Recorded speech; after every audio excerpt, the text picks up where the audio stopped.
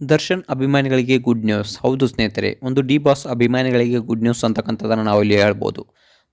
D boss Darshan ರವರಿಗೆ bale ಸಿಗುವ ಸಾಧ್ಯತೆ ಇದೆ. ಹೌದು ಸ್ನೇಹಿತರೆ, ಈಗಾಗಲೇ ಒಂದು ಕೋರ್ಟ್ ಒಂದು ವಕೀಲರು ಹೇಳಿಬಿಟ್ಟಿದ್ರು. ಸೊ ವಕೀಲರು ತುಂಬ ಒಂದು ಪ್ರಯತ್ನವನ್ನು ಮಾಡಿದ್ರು ಕೂಡ ಕೋರ್ಟ್ ಒಂದು ತೀರ್ಪನ್ನು ನೀಡಿತ್ತು. ಸೊ ದರ್ಶನ್ ರವರಿಗೆ ಬೇಲ್ ಕೊಡಲ್ಲ ಅಂತಕ್ಕಂಥದ್ದನ್ನು. ಆದರೆ ಈಗ ಒಂದು ದರ್ಶನ್ ಅವರಿಗೆ ಬೇಲ್ ಕೊಡುವ ಸಾಧ್ಯತೆ ತುಂಬ ಇದೆ ಅಂತಕ್ಕಂಥದ್ದನ್ನು ನಾವು ಇಲ್ಲಿ ಹೇಳ್ಬೋದು. ಸೊ ಇದಕ್ಕೆ ರೀಸನ್ ಏನಪ್ಪ ಅಂತಂದರೆ ರೇಣುಕಾಸ್ವಾಮಿ ತಂದೆ ತಾಯಿಯವರು. ಸೊ ರೇಣುಕಾಸ್ವಾಮಿ ತಂದೆ ತಾಯಿಯವರು ಏನು ಹೇಳಿದ್ದಾರೆಪ್ಪ ಅಂತಂದರೆ, ನಾವು ಸಾಯುವವರೆಗೂ ನಮ್ಮ ಜೀವನವನ್ನು ದರ್ಶನ್ ನೋಡಿಕೊಳ್ಳೋದಾದರೆ ಸೊ ನಮ್ಮದೇನೋ ಅಭ್ಯಂತರ ಇಲ್ಲ. ನಮ್ಮ ಮಗ ಇದ್ದರೂ ಕೂಡ ನಮ್ಮನ್ನು ಚೆನ್ನಾಗಿ ನೋಡ್ಕೊಳ್ತಿದ್ವೋ ಇಲ್ಲವೋ ಗೊತ್ತಿಲ್ಲ ಅನ್ನೋ ಮಾತನ್ನು ಒಂದು ದರ್ಶನ್ ರವರ ಪರವಾಗಿ ಒಂದು ಮಾತನ್ನು ಆಡಿದ್ದಾರಂತೆ. ಸೊ ದರ್ಶನ್ ಅವರನ್ನು ಬಿಟ್ಬಿಡಿ, ಸೊ ನಮ್ಮ ಜೀವನವನ್ನು ಅವರೇ ನೋಡ್ಕೊಳ್ತಾರೆ ಅನ್ನೋ ಮಾತನ್ನು ಒಂದು ರೇಣುಕಾಸ್ವಾಮಿಯವರ ತಂದೆ ತಾಯಿಯವರು ಹೇಳಿದ್ದಾರಂತೆ. ಸೊ ಇನ್ನು ನೋಡಬೇಕಪ್ಪ ಅಂತಂದರೆ ಈ ರೀತಿಯಾದ ಮಾಹಿತಿಯನ್ನು ಒಂದು ರೇಣುಕಾಸ್ವಾಮಿಯವರ ತಂದೆ ತಾಯಿ ಕೊಟ್ಟಿದ್ದಾರಂತೆ. ಸೊ ಇನ್ನು ದರ್ಶನ್ ಅವರಿಗೆ ಬೇಲ್ ಸಿಗುತ್ತಾ ಈ ಮುಖಾಂತರ? ಸೊ ಕೋರ್ಟ್ ತೀರ್ಪೇನು ನೀಡುತ್ತೆ? ಸೊ ಯಾಕೆ ಈ ರೀತಿಯಾಗಿ ಬದಲಾದರು ಒಂದು ದರ್ಶನ್ ರವರ ಪರವಾಗಿ? ಸೊ ಯಾಕೆ ಈ ರೀತಿಯಾಗಿ ರೇಣುಕಾಸ್ವಾಮಿಯವರ ತಂದೆ ತಾಯಿಯವರು ಬದಲಾದರು?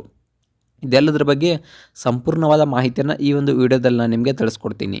ಅದಕ್ಕೂ ಮೊದಲು ನೀವು ನಮ್ಮ ಚಾನಲ್ಗೆ ಹೊಸಬರಾಗಿದ್ದರೆ, ನೀವಿನ್ನೂ ನಮ್ಮ ಚಾನಲನ್ನು ಸಬ್ಸ್ಕ್ರೈಬ್ ಮಾಡಿಲ್ಲ ಅಂದರೆ ಈ ಕೂಡಲೇ ಸಬ್ಸ್ಕ್ರೈಬ್ ಮಾಡಿ. ಹಾಗೆ ಒಂದು ಪಕ್ಕದಲ್ಲಿರೋ ಬೆಲ್ಲೈಕನ್ನ ಪ್ರೆಸ್ ಮಾಡೋದ್ರ ಮೂಲಕ ನಮಗೆ ಸಪೋರ್ಟ್ ಮಾಡಿ. ಹಾಗಿದ್ರೆ ತಡ ಯಾಕೆ ಮಾಡೋದು, ಬನ್ನಿ ಸ್ನೇಹಿತರೆ ವಿಡಿಯೋನ ಸ್ಟಾರ್ಟ್ ಮಾಡೋಣ. ಇನ್ನು ವಿಡಿಯೋನ ಸ್ಟಾರ್ಟ್ ಮಾಡೋಕ್ಕಿಂತ ಮುಂಚೆ ನಾನೊಂದು ವಿಷಯವನ್ನು ನಿಮ್ಮ ಹತ್ರ ಹಂಚ್ಕೊಳ್ಳಿಕ್ಕೆ ಒಂದು ಇಷ್ಟಪಡ್ತೀನಿ. ಸೊ ದರ್ಶನ್ ರವರಿಗೆ ಬೇಲ್ ಸಿಗಬಾರ್ದು, ಸೊ ಅವರು ಒಂದು ಸಾಯೋವರೆಗೂ ಒಂದು ಜೈಲಿನಲ್ಲೇ ಒಂದು ಕೂರಬೇಕು ಅವ್ರು ಮಾಡಿರೋ ತಪ್ಪಿಗೆ ಅನ್ನೋ ಮಾತನ್ನು ಕೆಲವೊಂದಿಷ್ಟು ಜನ ಹೇಳ್ತಾ ಇದ್ದಾರೆ.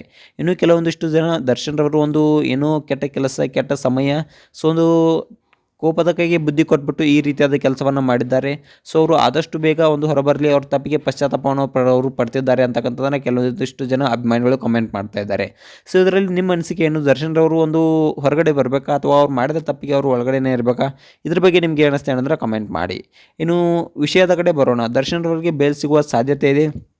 ಸೊ ಮೊಟ್ಟ ಮೊದಲನೇದಾಗಿ ಏನಪ್ಪ ಅಂತಂದರೆ, ದರ್ಶನ್ ರವರಿಗೆ ಯಾವುದೇ ರೀತಿಯ ಬೇಲ್ ಸಿಗೋದಿಲ್ಲ. ಇನ್ನು 1 ವರ್ಷಗಳ ಕಾಲ ಅನ್ನೋದನ್ನು ಕೋರ್ಟ್ ಈಗಾಗಲೇ ತೀರ್ಪು ನೀಡಿತ್ತು.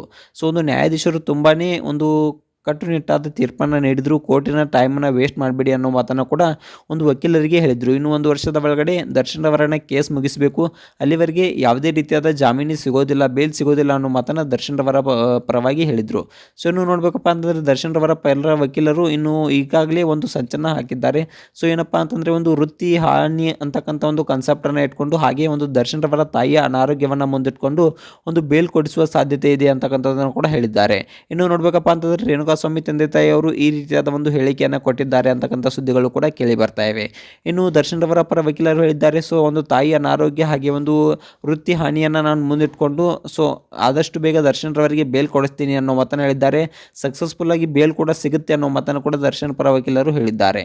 ಇನ್ನು ನೋಡ್ಬೇಕಪ್ಪ ಅಂತಂದರೆ ಕೆಲವೊಂದಿಷ್ಟು ಅಭಿಮಾನಿಗಳು ಇಲ್ಲ ಅವರಿಗೆ ಬೇಲ್ ಸಿಗಬಾರ್ದು, ಅವರು ಮಾಡಿರೋ ತಪ್ಪಿಗೆ ಒಳಗಡೆನೇ ಇರಬೇಕು ಅನ್ನೋ ಮಾತನ್ನು ಕೂಡ ಹೇಳ್ತಾ ಇದ್ದಾರೆ.